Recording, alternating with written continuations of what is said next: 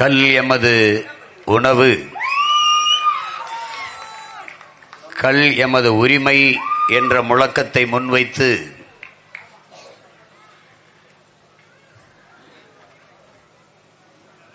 கல் விடுதலை மாநாட்டினை தலைமையேற்று நடத்தி கொண்டிருக்கிற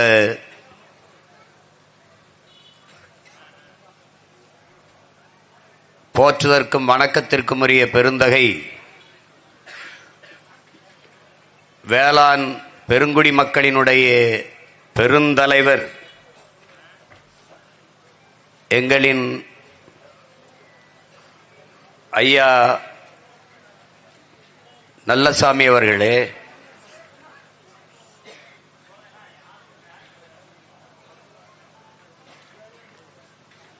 தமிழ்நாடு விவசாயிகள் பாதுகாப்பு சங்கத்தினுடைய தலைவர் என் அன்பிற்கினிய தம்பி வழக்குரைஞர் ஈசன் முருகசாமி அவர்களே,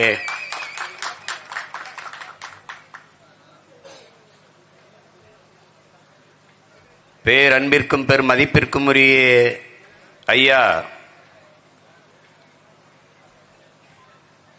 முனைவர் வி செந்தில்குமார் அவர்களே,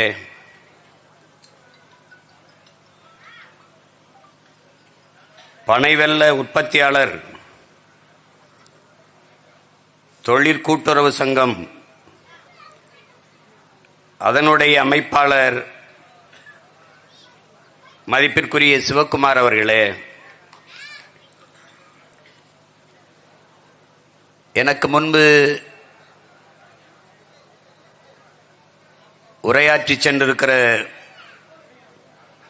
பெருமதிப்பிற்குரிய ஐயா வேட்டவளம் மணிகண்டன் அவர்களே,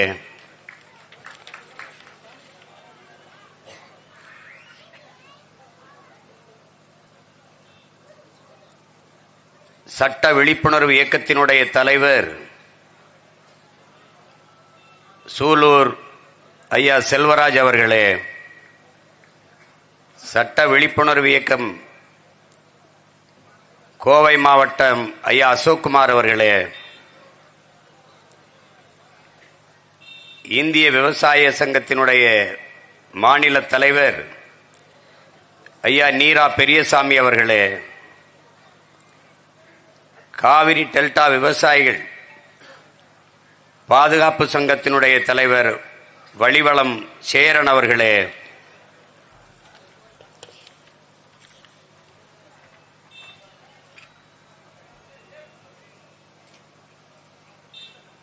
எங்களினுடைய பேரன்பிற்கும் பெருமதிப்பிற்கும் உரிய ஐயா பாரதிய ஜனதா கட்சியினுடைய துணைத் தலைவர்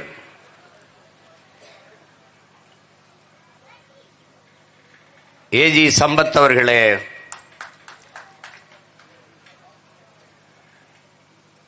நீண்ட காலமாக நிராகரிக்கப்பட்ட மறுக்கப்பட்ட உழைக்கும் மக்களின் உரிமைக்காக போராடி வருகிற என்னுடைய அன்பிற்கும் பாசத்திற்கும் உரிய தம்பி பனையேரிகள் பாதுகாப்பு இயக்கத்தினுடைய அமைப்பாளர்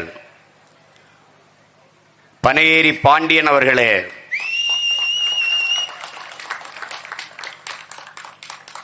தமிழ்நாடு பனையேரிகளுடைய சட்ட ஆலோசகர் மதிப்பிற்குரிய வழக்கறிஞர் தீபன் அவர்களே,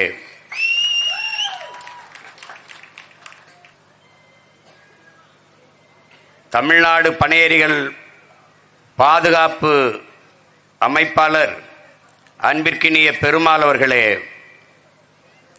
தமிழ்நாடு கல் இயக்கத்தினுடைய மாநில அமைப்பாளர் அன்பிற்கினிய கதிரேசன் அவர்களே, உணர்வு எழுச்சியோடு இங்கே ஒன்று கூடியிருக்கிற உழைக்கும் உழவர்குடி மக்களே, மறுக்கப்பட்ட உரிமையை போராடி பெறுவதற்காக இன உணர்வோடும் மான உணர்வோடும் கூடியிருக்கிற மானமிக்க தமிழ் பெருங்குடி மக்களே, உங்கள் அனைவருக்கும் என்னுடைய அன்பும் வணக்கமும்.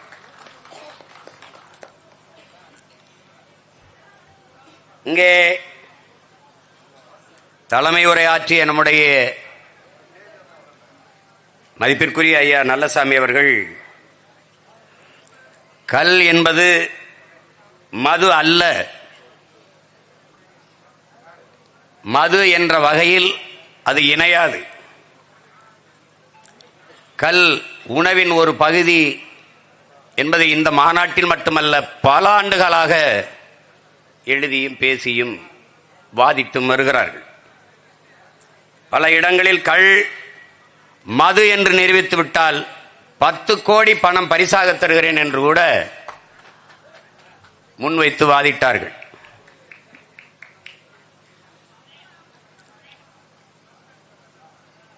இங்கே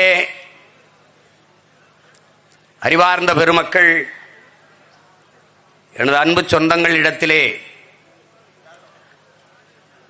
இது ஒரு கட்சி, இது ஒரு அமைப்பு, இதில் ஒரு மாநாடு என்று இல்லாது, இது நீண்ட காலமாக இந்த மண்ணின் மக்களுக்கு மறுக்கப்படுகிற உரிமை, அதை போராடி பெற வேண்டியது ஒவ்வொரு தமிழ் மகனின் பிறவி கடமை என்பதை உணர்ந்து நாம் இந்த இடத்திலே நிற்கிறோம்.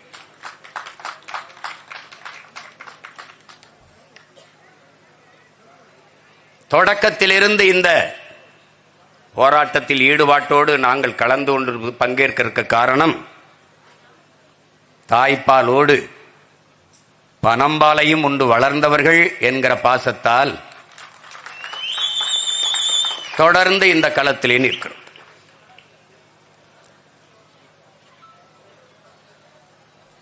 கல் உணவின் ஒரு பகுதி என்று உறுதியாக வாதிட காரணம், இந்த மானுட சமூகம் எந்த ஒன்றையும் போதும் என்று சொல்லாது, உணவை தவிர. ஆனால் கல், இப்ப சீமச்சாராயம், இப்ப டாஸ்மார்க் கடைகளிலே விற்கிற சரக்கை அல்லது பீரையோ பிராண்டியோ விஸ்கியோ ரம்மையோ ஜின்னையோ ஒயினையோ எதை குடித்தாலும் அது போதும் என்று சொல்ல மாட்டான். மயங்கி தன்னிலை மறந்து கீழே விழுகிற வரை குடிப்பான். ஆனா எவ்வளவு பெரிய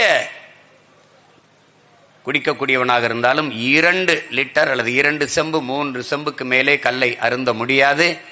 அதற்கு மேலே போதும் என்று சொல்லுவானேயானால், உணவை தவிர எது ஒன்றையும் மனிதன் போதும் என்று சொல்ல மாட்டான், கல்லை போதும் என்று சொல்வான். சங்க இலக்கியங்களில் இருந்தே கல் இருக்கிறது. கல்லுண்ணாமையே நமது மூதாதை வள்ளுவ பெருமகனார் மறைமொழியில் பாடியிருந்தாலும், இங்கே உங்கள் மூதாதை கல்லுண்ணாமையை பாடிவிட்டாரே வள்ளுவன். கொல்லான் புலான் மறுத்தானை கைகூப்பி எல்லா உயிரும் தொழும், அதுதான் அவன் பாடியதுதான். கொலையில் கொடியோரை வேந்தொருத்தல் பைங்குல் கலை கட்டதனோடு நேர், அதுவும் அவன் பாடியதுதான். உயிர்களை கொல்லாதே என்று பாடிய அவன் கொலையில் கொடியோரை வேந்தெடுத்தல், துரோகியை போட்டு தள்ளுதலும் அது கலை எடுத்தலுக்கு சமம்டாங்கிறான். அதுவும் அவன் தான் பாடியிருக்கான்.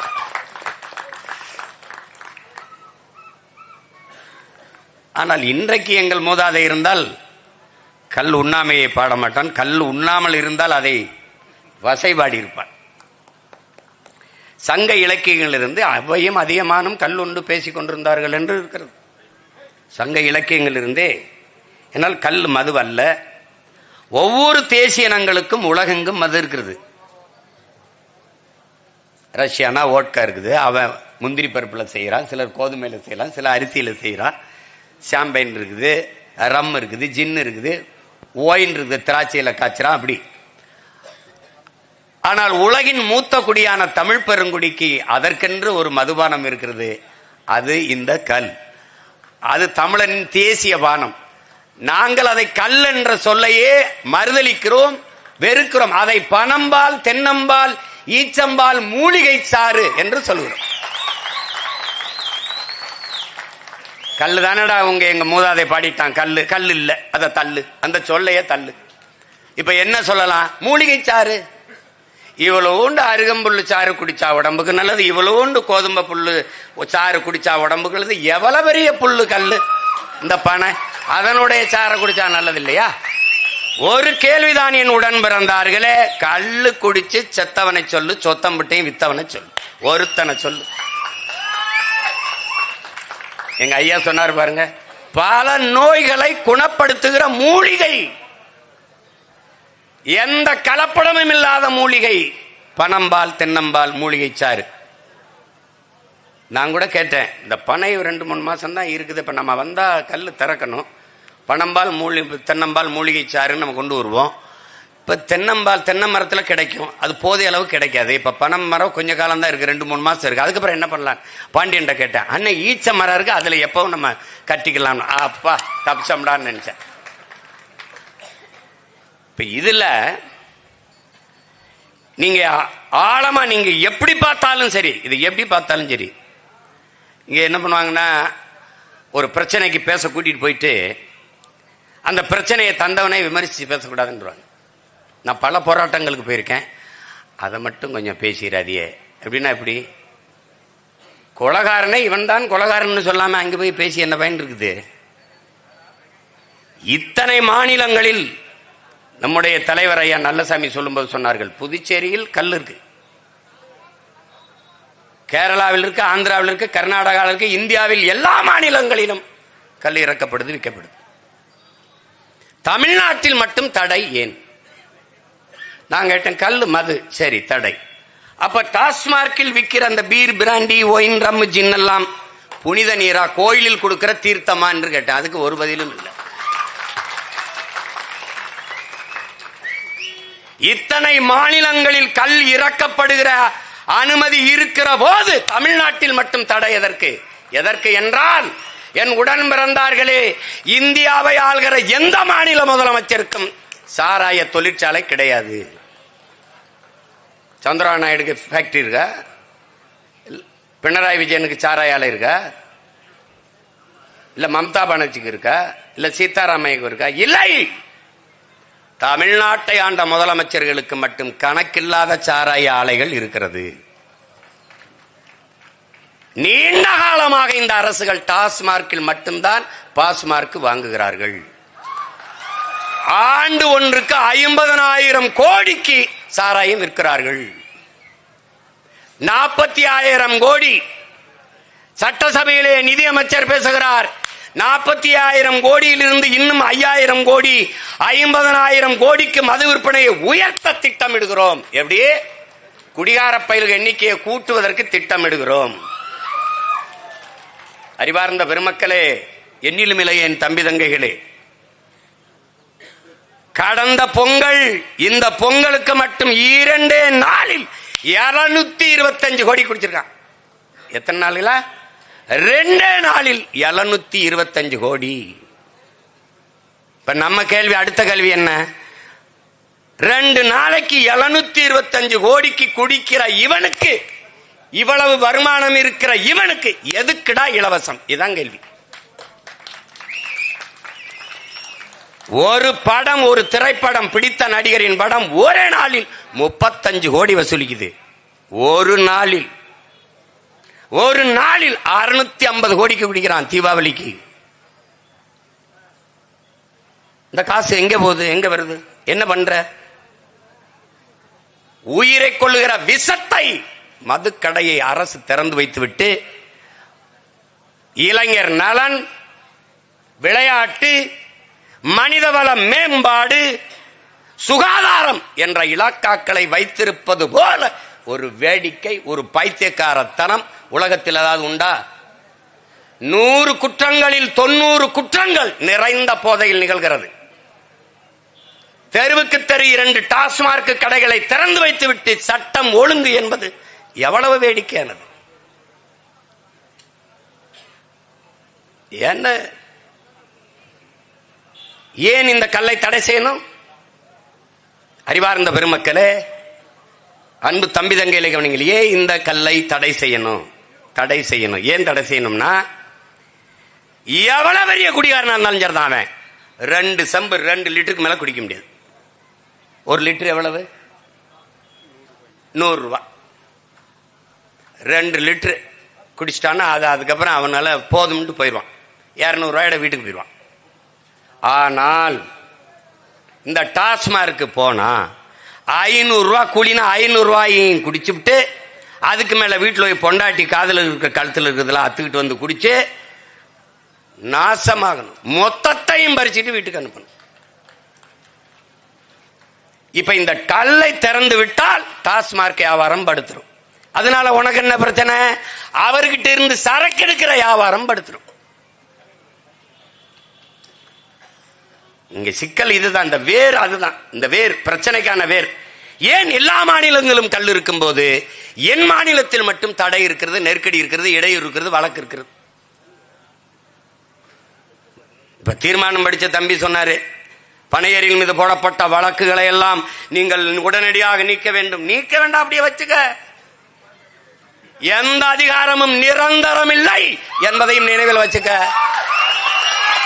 நினைவில் வச்சுக்க. இந்த எவனவன் டாஸ்மார்க்கு ஃபேக்டரி வச்சு காய்ச்சி இந்த கடைகளுக்கு சப்ளை பண்ண அத்தனை பேரையும் உள்ள தூக்கி போடல. ஒரு நாள் நீ பார்த்து நீ இந்த கல்லு மேல கல்லு இறங்கின மேல வழக்கு போட்டவன் நீதானே? நீதானே? அதிகாரம் நிலையானதல்ல. வலியோர் சிலர் எதியோர் தம்மை வதையே புரிகுவதா மகராசர்கள் உலகாளுகள் நிலையாமெனும் நினைவாங்கிறான். நீயே இருந்துருவ எழுதுவான். நிரந்தர முதலமைச்சர், நிரந்தர பொதுச் செயலாளர் எல்லாம் எங்க படுத்திருக்கீங்கன்னு நாங்க பார்த்தானே இருக்கோம். நிரந்தரம் என்ன? நிரந்தரம் எது? நிரந்தரம் மீட்டு ஒன்னு நிரந்தரம் இல்ல. கால சக்கரம், வரலாற்றின் சக்கரங்கள் சுழன்று கொண்டேதான் இருக்கும். கீழே இருப்பது மேலே வரும், மேலே இருப்பது ஒரு நாள் கீழே வரும். வீதியில் நின்று இன்று போராடி கொண்டிருக்கிற மக்கள், தங்கள் உரிமைக்காக உணர்வெளிச்சோடு ஒன்று கூடி நிற்கிற மக்கள் ஒரு நாள் மேலே வருவார்கள். இதை தடுத்து நிறுத்துகிற நீங்கள் ஒரு நாள் இதே மாதிரி கீழே வருவீர்கள். இது நடக்கும்.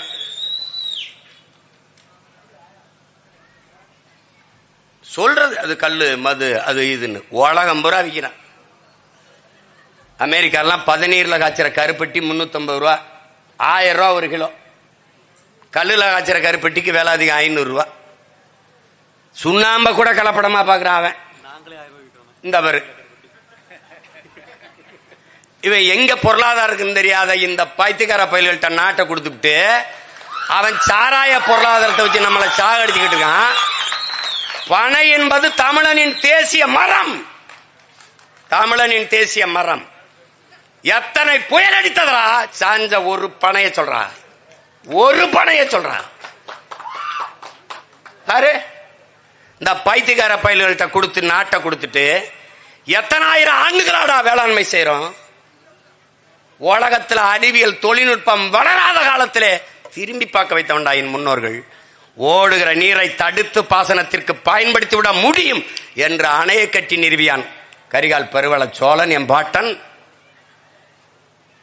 எல்லா அணைகளும் நீர் வந்து இப்படி கீழ் நோக்கி தான் போகும். உலகத்திலே பாம்பை போல வளைந்து வளைந்து கீழே இருந்து மேலே ஏறி தண்ணி வாய்கிற ஒரு முறையை உலகத்திலே கட்டியவன் என் பாட்டன் காளிங்கராயன். இந்த உலகத்திலே வேணா சொல்ற மாதிரி அப்படி அணை கட்டி பாய்ச்சிக்கிட்டு இருந்து எங்களுக்கு இந்த காவாய் இருக்குல்ல, காவாயில 2 பக்கமும் மண் அரிக்குதுன்னு. மண் அரிக்கிறது தாண்டா மடப்பையில் அப்படி வச்சிருக்கு. கசிவு நீர் பாசனம்னு இருக்கு, பல ஆயிரம் ஏக்கர் பாயுது. அதுல சிமெண்ட போட்டு பூசுற விஞ்ஞானிகளை உலகத்தில் எங்கேயாவது பார்த்திருக்கா நீ? உலகத்தை பார்த்திருக்கா நீ எங்கேயாவது? நீர் தரையில ஊறி போகணும், பக்கவாட்டில் ஊறி போகணும், நண்டு நத்து அதுல போய் இருக்கணும், மண்புழு பூச்சி புழு இருக்கணும், அப்பத்தான் மண் வளமாகும். இது கூட தெரியாதவன்ட்ட நாட்டை கொடுத்துக்கிட்டு டே மண் அரிக்குதுன்னா 2 கரையில மரம் நடணும்டா, மரம் நடணும். இருக்கிற மரங்களிலே விசித்திரமான மரம் பனை. தென்னைக்கும் பனைக்கும் அதை பராமரிக்கணும். இவனை பராமரிக்க வேண்டியது இல்லை. 1000 அடிக்கு கீழே போய் தண்ணீரை உறிஞ்சிட்டு வந்து வாழ்வான். எல்லாத்துக்கும் பக்க வேர் இருக்கு. இவனுக்கு பக்க வேறு கிடையாது, ஆணி வேறு தான். இவனுக்கு வேறு கிடையாது, டியூப், குழாய். அவன் பட்டு போனோன்னு அந்த வேற எடுத்துப்பாரு. அப்படி கருப்பா ஒரு இது இருக்கும், எடுத்தீங்கன்னா குழாய் மாதிரி இருப்பான். உள்ள பஞ்சு இருக்கும், அந்த பஞ்சுல நீரை உறிஞ்சி வச்சுக்கிடுவான். கிணறை சுற்றி 10 பனை மரம் இருந்தால் கடைசி வரை தண்ணீரை வற்ற விடாது என்று வேளாண் பெருங்குடி மகன் நம்முடைய அப்பா நம்மாழ்வார் சொல்றார். அவன் உறிஞ்சு கொண்டாந்து அப்படி வச்சுக்கிடுவான். அவன் வறண்ட நில பயிர் எவ்வளவு ஆழமா இருந்தாலும் தூக்கிட்டு வந்து தண்ணீர் வச்சுக்கிடுவான். 800க்கு மேற்பட்ட பயன்பாட்டை தன் உடலில் இருந்து மானுட சமூகத்துக்கு தருகிற ஒரே மரம் பனை மரம் தான் கற்பக தருங்கிறான். 800க்கு மேற்பட்டது. பனையில ஒன்று சொல்றா கழிவுன்னு, வேஸ்ட் ஒன்னு சொல்லுவா. ஒன்னு சொல்லு, ஒன்று கிடையாது. அதனால்தான் தமிழனின் தேசிய மரம் என்று வைத்தான். பனை மேல எங்களுக்கு இருக்கிற ஈடுபாடு பற்றென்ன? ஈழ தாயகத்தில் எங்கள் உயிர் தலைவன் பிரபாகரன் பெருங்கடை கட்டி போராடுகிற போது ஒவ்வொரு பனையும் மாவீரராக நின்று களத்திலே போரிட்டது. எதிரி வீசுகிற குண்டுக்கு நெஞ்சை குடுத்து தடுத்து மாவீரர்களை காப்பாற்றியது பனை. அது எவ்வளவு பெரிய பொருளாதாரம் அதில் இருக்குன்னு தெரியாம, அதுல எங்க ஊர்ல சிவகங்கை ராமநாதபுரத்துல 100 ரூபாய்க்கு விற்கிறான் அந்த மரத்தை. 100 ஆண்டு கால மரத்தை 100 ரூபாய்க்கு. கேரளாவில இருந்து கல்குவாரிக்கு செங்கல் கால்வாய்க்கு வெட்டிட்டு போயிட்டு இருக்காங்க. செங்கல் கால்வாய்க்கு என்னன்னு தெரியாம தன் உடலிலே எல்லா பாகங்களையும் பயன்பாட்டுக்கு தருகிற உலகில் ஒரு மரம் உண்டென்றால் அது பனை. எவ்வளவு பெரிய பொருளாதாரம் இருக்குன்னு தெரியாம அன்னைக்கெல்லாம் ஒரு தம்பி, நான் வளர்க்குறேங்க, நான் படிச்சிருக்கேன், நான் படிச்சுட்டு இதை தொழிலா செஞ்சுக்கிட்டு இருக்கேன், இங்க பாருங்க நாங்க 17 தான் இறக்குறோம், 17 இறக்குறோமா கல் இறக்குறோமான்ட்டு சோதிக்கிறேன்னு உடச்சு போட்டிருக்கிறத பாருங்க அப்படின்னு எடுத்து காணொலியா வெளியிட்டு இருக்கான். வலைவெளியில் இருக்கு, நீங்க பார்க்கலாம். அவ்வளவு நேர்மையா கடமையாற்றுகிறார்.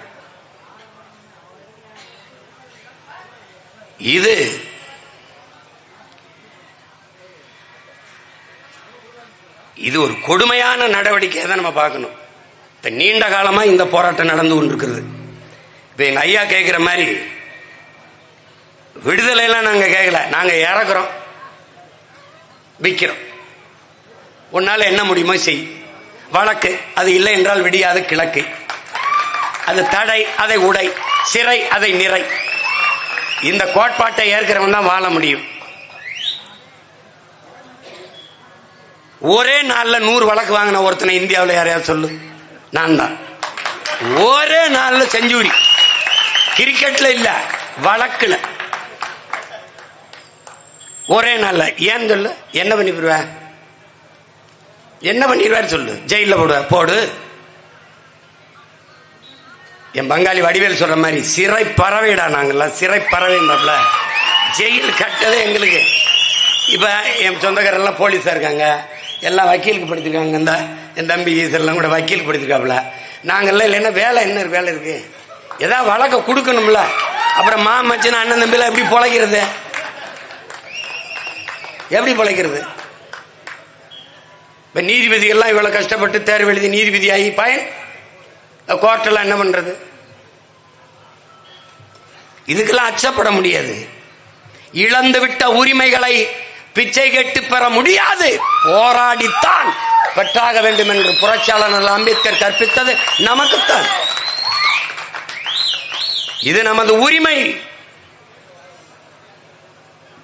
இது வேளாண்மையில் ஒரு பகுதி. வேளாண்மை என்பது தொழில் அல்ல, ஒரு பண்பாடு, வாழ்வியல்.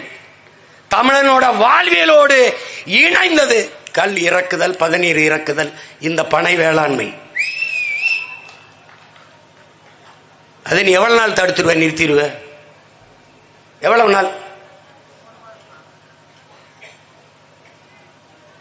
அவங்க சொல்றது எங்க ஐயா சொல்றாருல்ல, அதுல கலப்படம் 1987 87 அது கலப்படம் வருது, கல் இல்ல அப்படின்னு. ஏன்னா கல்லை தவிர இந்த நாட்டில் எதுலையுமே கலப்படம் இல்லை.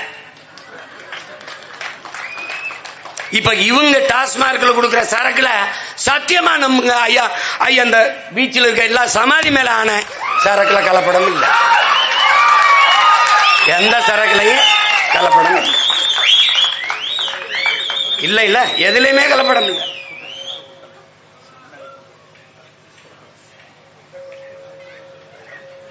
இந்த மாதிரி ஒரு கொடுமையை நீங்க பாருங்க. இப்ப பாருங்க, இப்ப ஒரு அரசு, நல்ல அரசு, எங்க ஐயா சொன்னார்ல, குடிதலி கோலோச்சு மாநில மன்னன் அடிதொலி நிற்கும் உலகு. அப்புறம் இதனால் இவன் முடிக்கும் என்றாய்ந்து அதனை அவன்கண் விடல்னு, அது ஒரு அதையும் எழுதின அந்த பாட்டம் தான். அப்ப மறுபடியும் என்ன சொல்றான், நல்லாண்மை என்பது ஒருவருக்கு தான் பிறந்த இல்லாண்மையாக்கி கொள்ளல், நாட்டையும் வீட்டையும் நீயே ஆள்வது மாதிரி பார்த்துக்க, அதான் நல்ல ஆண்மகனுக்கு அழகுங்கிறான். தமிழ் சமூகம் தடுமாறிட்டது. வீட்டுக்கு தகப்பனையும் நாட்டுக்கு தலைவனையும் கடன் வாங்க முடியாது என் உடன் பிறந்தார்களே. தலைவன் என்பவன் ரத்தவனாகவும், தகப்பன் என்பவன் பெத்தவனாகவும், தலைவன் என்பவன் ரத்தவனாகவும் இருக்கணும். அதை நினைவில் வச்சுக் கொள்ளணும். வந்தவன் போனவன்ட்டா நாட்டை கொடுத்துட்டு தினம் போராட்டம். கல்லுக்கு மட்டும்தான் விடுதலையா? மற்றதெல்லாம் விடுதலை அடைஞ்சிட்டீங்களா? அரசு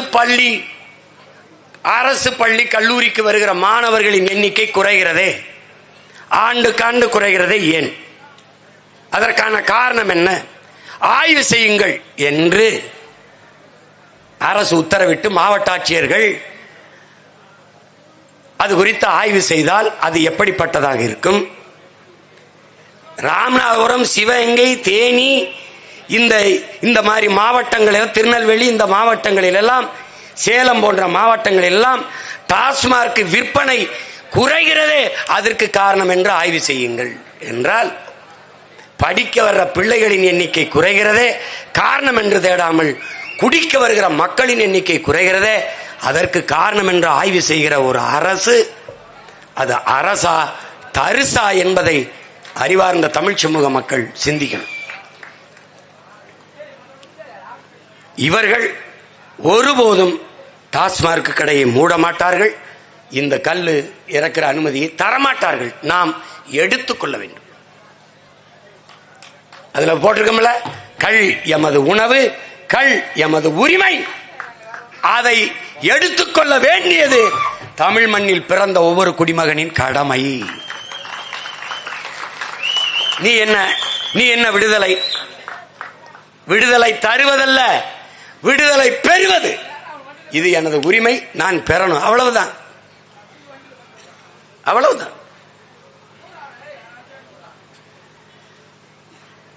அப்ப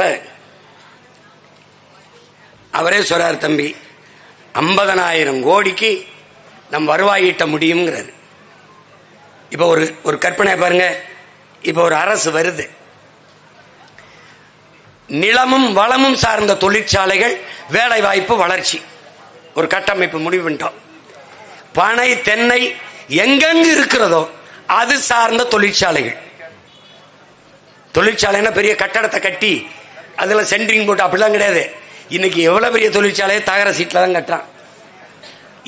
பதநீரை இறக்க, கருப்பட்டியை காய்ச்ச, நாட்டு சர்க்கரை, பனங்கற்கண்டு தயாரிக்க, பனை ஓலை, பாய், கொட்டான் எல்லாம் தயாரிக்க, பனை நார், அதிலிருந்து கயிற்று கட்டில், அதிலிருந்து கொட்டான், அதிலிருந்து பாய் எல்லாம் தயாரிக்க, ஒவ்வொன்று பொருள்களையும் தயாரித்து உங்களால் நம்ப முடிகிறதா?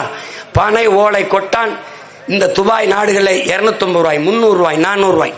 அமெரிக்காவிலே என் அன்பு தம்பி தங்கையிலே உடன் பிறந்தார்களே, ஒரு கயிற்று கட்டில் 40,000 ரூபாய் ஒரு கயிற்று கட்டில். எங்கு பொருளாதாரம் இருக்கிறது என்பது தெரியாமல், இந்த பனை எங்கெங்கு இருக்கிறதோ அது சார்ந்த பொருள்களை உற்பத்தி செய்கிற தொழிற்சாலைகளை நிறுவி மக்கள் வாழ்விடங்களிலேயே அரசு பணி, அரசாங்க வேலை கிடைக்கும்படி செய்துவிட்டால் வறுமை, ஏழ்மை ஒளிந்துவிடும். 1000, 500க்கு கையேந்துகிற நிலைமை ஒளிந்துவிடும். பசி என்ற வார்த்தை இல்லாது ஒளிந்துவிடும். அதுதான் இங்கே ஒரு பதாகையை ஏந்தி கொண்டிருந்தான் ஒரு தம்பி. தமிழ் குடி மக்களின் தற்சார்பு பொருளாதாரத்திற்கு வித்திடும். அதில் ஒன்றுதான் பதநீர், கல் இறக்குகிற உரிமை.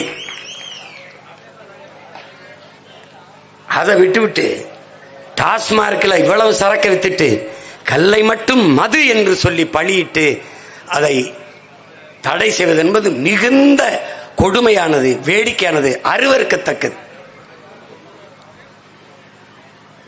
இந்த அற்ப உரிமையை கூட போராடி பெற முடியாத நாம் வேற எந்த விடுதலை அடைய முடியும்? எந்த உரிமையை அடைய முடியும்? உங்களுக்கு தெரியாதா? உங்க மனச்சான்றை சொல்லுங்கள். நாடெங்கிலும் கணக்கில்லாத போதைப் பொருள்கள் விற்கப்படுகிறது. அதிகமான போதைப் பொருள்கள் பள்ளி கல்லூரி வழிபாட்டு தலங்களுக்கு அருகிலேயே விற்கப்படுகிறது. இதெல்லாம் இந்த அதிகாரங்களுக்கு தெரியாமல், கல்லிறக்கு உரிமையில் வழக்கு போடுகிற இந்த காவல்துறை அதிகாரிகளுக்கு தெரியாமல் விற்கப்படுகிறதா? யார் கேட்கிறது? ஏன் அதையெல்லாம் தடுக்கவில்லை? ஏனால் அதிகாரங்களுக்கு தெரிந்தே அதை அனுமதிக்கிறார்கள். கஞ்சா, கொக்கைன், அவின், மெத்தப்பட்டமின், ஏகப்பட்ட வாய்க்கு வராத போதைப் பொருள்கள் இந்த நாட்டில் புழங்கிக் கொண்டுதான் இருக்கிறது. கல் இறக்குவது, பதநீர் இறக்குவது என்பது வேளாண்மையில் ஒரு பகுதி. ஆடு மாடு வளர்த்தல், தேனீக்கள் வளர்த்தல், பட்டுப்பூச்சி வளர்த்தல், நெசவு, இதெல்லாம் வேளாண் தொழிலின் பெருக்கம், விரிவாக்கம் தானே ஒழிய அது தனித்த ஒன்று கிடையாது. அதனால்தான் இத்தனை உழவர் குடிமக்கள் இங்கே கூடியிருக்கிறார்கள். இதையும் விட பெருந்திரளாக மக்கள் கூடி ஒரு மாநாட்டை நம்மளால் நடத்தியிருக்க முடியும். நெருக்கடி, கால நெருக்கடி, எங்களுக்கு இருக்கிற நெருக்கடி. ஐயா பாரதிய ஜனதா கட்சியின் துணைத் தலைவர் சொன்னது போல, ஈரோட்டு தேர்தலில் அங்கே நிற்க வேண்டிய நான் இங்கே நிற்கிறேன் என்றால் நான் வருகிறேன், பங்கேற்கிறேன் என்று கொடுத்த வாக்குறுதியை காப்பாற்ற வேண்டும் என்பதற்காக. ஓட்டை என் மக்களிடத்திலே நாங்கள் கேட்டு பெறுவதென்பதே உரிமையை காப்பாற்றத்தான். உரிமையை இழந்து விட்டு அந்த ஓட்டை பெற்று எங்களுக்கு பயன் என்ன? ஓட்டுக்காக நிற்பவன் அங்கே நின்றுப்பான். நாட்டுக்காக நிற்கிற பிள்ளைகள் என்பதால் தான் இந்த நாட்டிலே நின்று கொண்டிருக்கிற இந்த மகனை பாருங்கள்.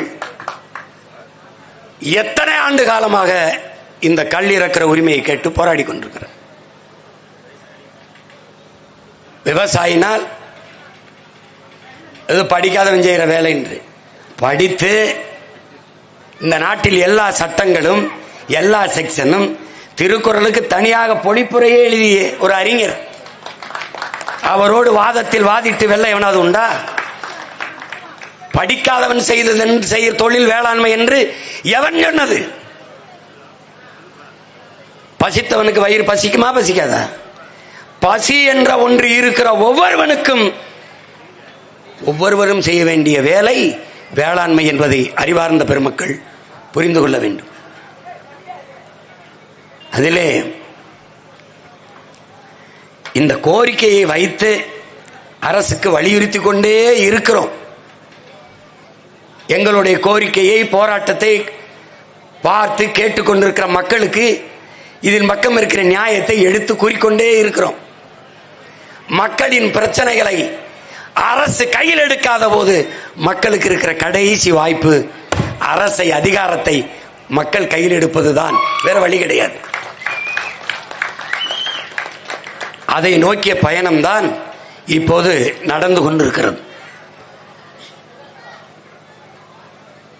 நமக்கு ஒரு காலம் வரும், பனை சார்ந்த தொழில், தென்னை சார்ந்த தொழில், வேளாண்மை சார்ந்த தொழிற்சாலைகள் மக்கள் வாழ்விடங்களிலே நிறுவப்பட்டு வேளாண்மையை முன்னிறுத்தி கட்டமைக்கப்படுகிற தற்சார்பு, பசுமை, தாய்மை பொருளாதாரத்தை முன்னிறுத்தி கட்டமைக்கப்படுகிற பொருளாதாரத்தை நிறுவி உலக நாடுகளை நம்பக்கம், தமிழ் குடிகள் நிறைந்து வாழுகிற தமிழகத்தின் பக்கம், தமிழ்நாட்டின் பக்கம் திரும்ப வைக்கிற காலத்தை தமிழ் மக்கள் நாம் உருவாக்குவோம் என்பதை இந்த மாநாட்டில் வாயிலாக நான் உங்களுக்கு அந்த உறுதியை தருகிறேன். இந்த மகன் இவர்களெல்லாம் சொல்வது நடக்குமா? அப்படிதான் என்னை தொடக்கத்தில் நினைத்தார்கள். சினிமா எடுக்கிற சின்ன பையன், இவனெல்லாம் ஒரு ஆளா என்று நினைத்தார்கள். தனியாக நின்று என்ன செய்வாய் என்றார்கள். ஒன்றும் செய்ய முடியாது என்றார்கள். பெரியார் இல்லை என்றால் தமிழ்நாட்டிலே அரசியலே இல்லை என்றார்கள். பெரியாரை பேசாது ஓட்டை பெறவே முடியாது என்றார்கள். திராவிடம் என்ற சொல்லு இல்லாது இங்கே அரசியலே இல்லை என்றார்கள். இந்தியம், திராவிடம் இது இல்லாத அரசியலே இல்லை என்றார்கள். இது ரெண்டுமே இல்லை. நாங்கள் காந்தியும் துணைக்கு கூப்பிடவில்லை, தாத்தா காமராஜரையும் துணைக்கு கூப்பிடவில்லை, பெரியாரையும் அழைக்கவில்லை, சிறியாரையும் அழைக்கவில்லை, திராவிடம்ங்கிற சொல்லு இல்லை. ஏனால் மான தமிழ் மக்களுக்கு அது தீட்டு, அதை நாங்கள் தொடவே இல்லை. உங்களால் பயங்கரவாதி, தீவிரவாதி, கொலைகாரன் என்று தடை செய்து வைக்கப்பட்ட ஒருவனை தலைவனாக ஏந்தி நீங்கள் இறக்கிய கொடியை ஏற்றி 36 லட்சம் வாக்கை பெற்று 8.5 விழுக்காடு வாக்கை தொட்டு தனித்த ஒரு கட்சியாக தமிழினர் அரசியல் வரலாற்றிலே அங்கீகாரம் பெற்றிருக்கிற ஒரு கட்சி எங்களுடைய நாம் தமிழர் கட்சி. இதெல்லாம் இல்லாது முடியாது என்றால், முடியாது என்று யார் சொன்னாலும் உங்களால் முடியாது என்று சொல்லுங்கள், யாராலும் முடியாது என்று சொல்லாதீர்கள். நாங்கள் ஒரு அகராதியை கொண்டவர்கள். உலகில் யாராலும் முடியாதது எங்களால் முடியும், எங்களால் முடியாதது உலகில் எவராலும் முடியாது என்ற கோட்பாட்டை கொண்டவர்கள். கடலையே கடந்து வந்து விட்டோம், கரையை கடப்பதற்கு எவ்வளவு நேரம் ஆகும்? ஒரு நாள் இந்த நிலமும் அதிகாரமும் உழைக்கும் பாட்டாளி வர்க்கத்திற்கு, உழவர்குடி மக்களுக்கு கைவரப்பெறுகிற போது ஒவ்வொருத்தருடைய கனவும் இங்கே இங்கே இங்கே நிறைவேற்றப்பட்ட தீர்மானங்கள் அத்தனையும் ஒரு நாள் நிறைவேற்றப்படும். குறைகளை கேட்கிறவர்களாக இல்லாமல் குறைகளை தீர்க்கிறவர்களாக எம் மக்கள் மாற வேண்டும் என்பதுதான் இன்றைக்கு நமக்கு இருக்கிற தலையாய பொறுப்பும் கடமையும். அதிலே என் மக்களுக்கு ஒரு நோய் இருக்கிறது. கல் இறக்குவோர் என்றால் அது கல் இறக்குற ஒரு பிரச்சனை, விளைவித்த பொருள்களுக்கு விலையேற்றம் உரிய விலை என்றால் அது வேளாண்குடி மக்களின் பிரச்சனை. காவிரி நதிநீர் உரிமை போராட்டம் என்றால் அது வேளாண்குடி மக்களினுடைய சிக்கல். மீனவன் படுகொலை செய்யப்படுறான் என்றால் மீனவர்களுடைய சிக்கல். மாணவர்களின் கல்வி கட்டண உயர்வு என்றால் அது அவர்களுக்கான பிரச்சனை. போக்குவரத்து தொழிலாளர் பிரச்சனை என்றால் அது அவர்களுக்கு. ஆசிரியர் பெருமக்கள், பகுதி நேர ஆசிரியர் பெருமக்கள் நிரந்தர பணி என்றால் அது அவர்களின் பிரச்சனை. பணி தேர்வு எழுதி தேர்ச்சி பெற்ற பிறகு பணி நியமனத்திற்காக 14,000 ஆசிரியர்கள் காத்திருக்கிறார்கள் என்றால் அது அவர்களுடைய பிரச்சனை. இப்படி கருதுவதுதான் இந்த நாட்டுக்கும் மக்களுக்கும் பிரச்சனை.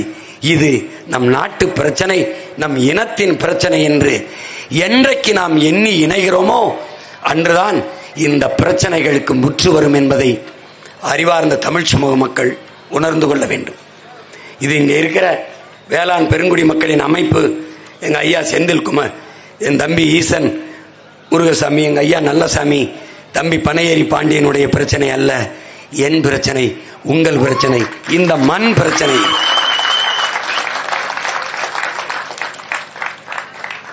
பசித்து உணவுங்கிற ஒவ்வொருத்தனுடைய பிரச்சனை, ஒவ்வொருத்தனுடைய பிரச்சனை.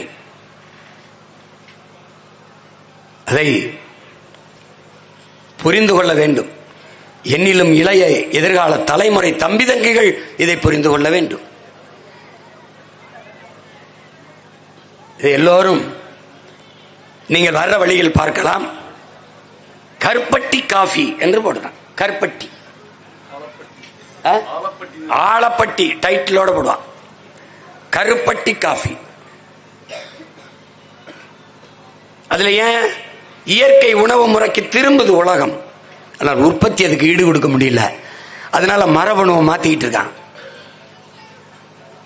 1 கிலோ தக்காளி என்றால் ஒரு 10 பழம் இருக்கணும்னா ஒரே பழத்தை 1 கிலோ வாக்கிறது, அந்த முடிவுக்கு வந்துட்டான். இப்ப அது மாதிரி எல்லாம் இயற்கை உணவுக்கு திரும்புது. கடையில் போனா மரச்செக்கு எண்ணெய் இங்க விற்கப்படும்ன்றான். அப்ப இப்ப மாறுது. அது காரணம் யாரு? இந்த கும்பிட்டபடி நிக்கிறாரு பாருங்க, இந்த நிக்கிறாரு பாருங்க புறங்கை கட்டி. அதுக்காரு இவங்களுடைய பிள்ளை அங்கே ஒருத்தர் நிக்கிறான் பாருங்க, இங்க உட்கார்ந்துருக்கான் பாருங்க, நாங்க தான். ஆனா கத்திக்கிட்டே இருந்து செத்து போறவன் மட்டும் நினைச்சிடாத நீ.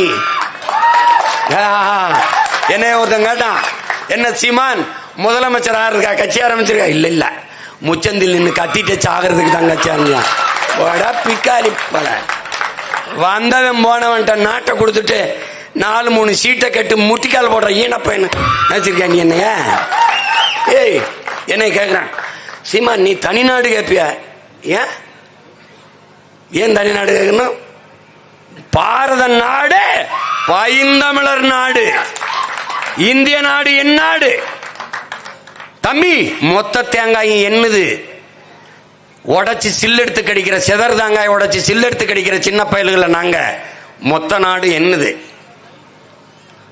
அது மாதிரி என்ன தெரியுமா சொல்லுவான், இவன்லாம் முதலமைச்சர் ஆகிறது அப்படிதான் நினைச்சுக்கிட்டு தான். இவனெல்லாம் ஒரு ஆளா நினைச்சுக்கிட்டு தான். இப்ப நான் மட்டும்தான் ஒரு ஆளா தெரியுது அவங்களுக்கு. தம்பி 20 நாடுகளின் படை திரட்டி வந்து என் தலைவனோட சின்ன போட்டான் சிங்களன். இப்ப 20 கட்சிகள் சேர்ந்து அவன் நாட்டு சண்டை, என்னைக்கு என் வீட்டு சண்டை, வீட்டோட சண்டை. மகன் அப்புறம் ஒன்னும் பண்ண முடியல. நீ நான் கேட்கிற கேள்வி கேட்டாது பதில் இருக்கா? பதில் இருக்கா? அவதூறை தவிர ஒன்றை ஏதாவது இருக்கா? இப்ப இவ்வளவு பேர் நாங்க பேசணும்ல, அதை விட்டு நானும் எங்க அப்பாவும் கல்லு குடிச்சோம்ல, அதான் போடுவான்.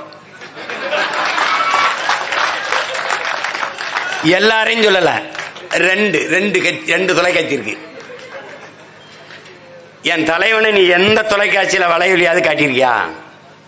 உன்னை தவிர்க்க முடியாம காட்ட வச்சிட்டேன் பாத்தியா? நீ பிரபாகரனோட இவர் நிக்கிற படம் அந்த பாரு அப்படின்னு உன்னை காட்ட வச்சேன் பாத்தியாடா? அது மாதிரி தம்பி கல்லு 1 மடக்கு தான் குடிச்சிருக்கேன். கடையை தோட்டத்துக்கு வண்டியில் வச்சு குடிச்சுக்கிட்டே போவேன். புரியுதா உனக்கு? நான் கல்லூரிக்கு படிக்க போகும்போது கல் குடிச்சு தான் போவோம். இந்த எங்க அண்ணன் வந்திருக்குமே, அங்கிட்டு இருக்காரா? இந்த பாரு, உலகத்தில் எந்த கல்லூரி வாசல்ல அது கல்லுக்கடை வச்சு பார்த்துருக்கியா? எங்களுக்காக தான் கல்லுக்கடை. எங்க பெரியப்பா வச்சுக்கிட்டு உட்காந்துருப்பாரு. போகும்போது குடிச்சிட்டு போவோம், வரும்போது வச்சுட்டு போவோம். வேலையே எங்களுக்கு படிக்கும்போது கல்லூரிக்கு போறது இல்லை, கபடி விளையாடுறது, பந்தயம் கட்டி ஜெயிக்கிறது, பொரோட்டா திங்கிறது, கல்லு குடிக்கிறது, படம் பார்க்கறது. அதனால கல் என்பது இதெல்லாம் காலையில ஏதாவது சாப்பிட்டியாப்பான்னு எங்க அப்பாவுக்கு கொண்டு வந்து, இது இப்ப பிளாஸ்டிக் குடுவையில் இருக்குது, மண்ணில் இருக்குது. அது வந்து சுரக்கா குடுவையில் வந்து இறக்கி இந்த 1 பண கல் 48 நாள் குடிக்கணுங்கிறார் ஒரு மண்டலம். 1 பண கல்லை வச்சிருவாப்புல. குடிச்சிட்டு அதுக்குன்னு கறி எல்லாம் ஆட்டுக்கறியை வாங்கி வதக்கி தின்னுட்டு போகும்போது உடம்புல ஒரு மினுமினுப்பு, ஒரு மத பெரும் பாருங்க. எவனாவது இப்படி பார்த்தா போதும், இவட ஏய் என்ன இல்லைண்ணே, என்ன இல்லைண்ணே, தெரியாம தெரிஞ்சுதான் பாரு. அவ்வளவு சேட்டை பண்ணவங்க நாங்க. அதுக்காக கல்லை குடிச்சா சேட்டை பண்ணணுமான்னு நினைச்சுக்க கூடாது, குடிக்கணும். ஒரு காலம் வருது. எப்படி காலம் வருது? பதநீர், இளநீர், கரும்புச்சாறு, என்ன பழச்சாறு, இதெல்லாம் தேசிய குடிபானங்கள். நீ குடிச்சே ஆகணும். ரோட்டு கடையில் போட்டு விற்க உன்னை விட மாட்டேன். நானே கடையை கட்டி வைப்பேன். அதுக்கு மாசம் 50 ரூபா 20 ரூபா வாடகை கட்டி விற்பேன். என் உழைக்கும் மக்கள் வீதியில் போட்டு விற்க நான் அனுமதிக்க மாட்டேன். என் காலில் போட்டிருக்க காலனி குளிரூட்டப்பட்ட அறையிலும் உழைக்கும் மக்கள், வேளாண்குடி மக்கள், என் ஆத்தாளப்பன் விளை வைக்கிற அத்தியாவசிய உணவுப் பொருள் வீதியிலும் கிடக்க வைக்கிறவன் நல்ல உழவல் குடியோன். உழவன் குடி மகனுக்கு பிறந்தவனா இருக்க முடியாது. ஏய், தலைகீழ் மாற்றம் தான். ஏசி ரூமுக்கு தெருவுலையும் தெருவில் கிடக்கிறது ஏசி ரூமுக்கு மாற்றி விட்டுருவேன். என்ன பண்ணுவார், வச்சு விட்டுருவேன். நீ இளநீர் இங்க இருந்து போய் இளநீர்னா அங்க போய் குடிக்கலாம், பழச்சாறு குடிக்கலாம், பதநீர் குடிக்கலாம், நொங்கு, இதெல்லாம் தேசிய குடிபானங்கள். தேசிய மதுபானம், தமிழ் தேசிய மதுபானம் எது? பனம்பால், தென்னம்பால், மூலிகை சாறு. இந்த கலப்படம்னு கல்லில் எதுலையுமே கலப்படம் இருக்காது. ஏன்? ஒரு நேர்மையாளன் கையிலே அதிகாரம் போய்விட்டால் கலப்படம் என்பது இல்லை. அதைத்தான் எங்க அப்பா சொல்கிறார், நல்லாண்மை என்பது ஒருவனுக்கு தான் பிறந்த இல்லாண்மையாக்கி கொள்ளல், குடிதலி கோலோச்சு மாநில மன்னன் அடிதொலி நிற்கும் உலகு. மக்களின் தேவை அறிந்து குறிப்பறிந்து சேவை செய்கிற ஒரு அமைச்சை உலகம் போற்றி தோழுங்கிறது. முறை செய்து காப்பாற்று மன்னவன் மக்களுக்கு இறை என்று வைக்கப்படும். அப்படி முறை செய்து காப்பாற்றும் ஒரு மன்னவனை, ஒரு தலைவனை இந்த நாடு தேர்வு செய்கிற போது இந்த விடுதலை என்ன, எல்லா விடுதலையும் இந்த நாடு அடையும். எல்லா விடுதலையும் அடையும் போது கல் விடுதலை எம்மாத்திரம். உறுதியாக நாம் அந்த உரிமையை பெறுவோம். எங்க ஐயா சொல்ற மாதிரி துணிஞ்சு இறக்க எத்தனை வழக்கு வருத பார்ப்போம். அதுக்காக நாம் தமிழர் கட்சி தமிழ்நாட்டில் இல்லை, இந்தியாவில் இல்லை, உலகெங்கும் இருக்கிற ஒரு அரசியல் கட்சி, பேரியக்கம். அது உங்களுக்கு சட்டப்பூர்வமாகவோ பொருளாதார அளவிலோ படையளவில் எந்த வழியிலையும் உங்களுக்கு ஆர்ப்பாட்டம் போராட்டம் எதற்கும் உங்களுக்கு துணை நிற்கும் என்பதை என் அன்பு தம்பி பாண்டியன் அவர்களுக்கு இந்த மாநாட்டிலே நாம் தமிழர் கட்சி உறுதி அளிக்கிறது. நீங்கள் எனக்கு எழுதி அனுப்பியதிலே நீங்கள் இதற்கெல்லாம் துணை நிற்க வேண்டும் என்று நீங்கள் கேட்டிருந்தீர்கள் என்று நான் தள்ளி நின்றிருக்கிறேன். உங்களுக்கு துணை நிற்க என்றுமே உங்களோடு தான் இருக்கிறேன். நானும் எங்களுடைய அரசியல் பெரும்படையும் மக்களுக்கானது, உங்களுக்கானது. நம்பிக்கையோடு நில்லுங்கள். இது நமது மண்ணின் மக்களின் பிறப்பு உரிமை. போராடி பெற வேண்டியது மான தமிழ் மக்களின் மகத்தான கடமை. உழைக்கும் உழவர்குடி மக்களின் உரிமை. உழவர்களுக்கான அதிகாரம், உழைக்கும் பாட்டாளி வர்க்கத்திற்கான அதிகாரம் விரைவில் நிறுவப்பட இருக்கிறது. சாராய கடைகளின் மூடல், கள்ளு கடைகளின் திறப்பு விழாக்கள் இங்கே நடக்கும். அதற்காக இவ்வளவு தூரம் இந்த உழைத்து இந்த மாநாட்டை ஏற்பாடு செய்த பெருமக்கள், அதற்காக அரும்பாடு ஆற்றிய எண்ணற்ற என் உடன் பிறந்தார்கள், வேளாண் பெருங்குடி மக்கள், உங்கள் அனைவருக்கும் என்னுடைய அன்பும் வாழ்த்துக்களும். நம்பிக்கையோடு இருங்கள். நாளை நமக்கானது. நன்றி, வணக்கம்.